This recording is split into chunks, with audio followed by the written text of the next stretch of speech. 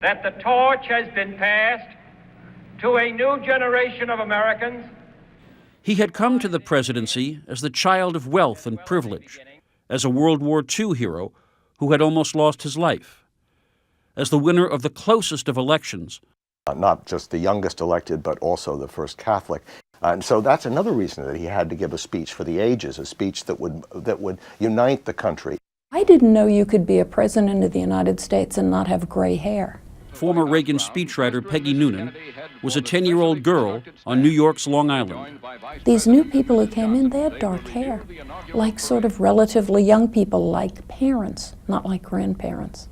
And it was not just youth, but glamour. After 15 years of the Midwest plain-spoken Harry Truman and then Dwight Eisenhower, Jacqueline Kennedy was not just impossibly young, a 31-year-old First Lady, but strikingly attractive. John Kennedy took the oath of office, bathed in brilliant winter light. But what is most remembered are the words. That we shall pay any price, bear any burden.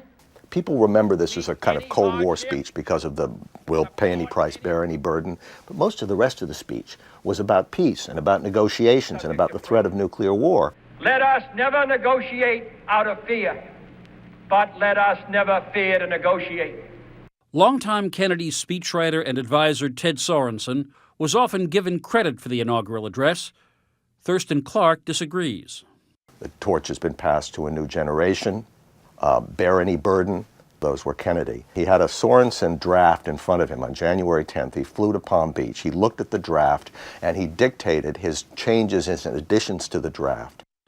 At the Kennedy Library in Boston, Director Tom Putnam showed us the display that includes pages from the steno pad of Kennedy's secretary. Even in her shorthand, you can see she's written out the words "long twilight struggle" or "the trumpet summons us again," tyranny, disease, war itself.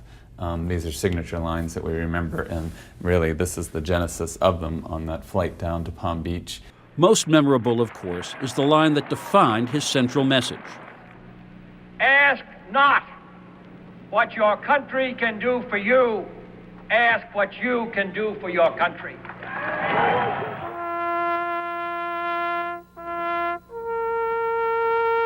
The sudden end of the Kennedy presidency left behind a sense of what could have been. This was a presidency interrupted. It didn't have enough time to impose real meaning. It had enough time to impose a mood and to impose an indelible memory.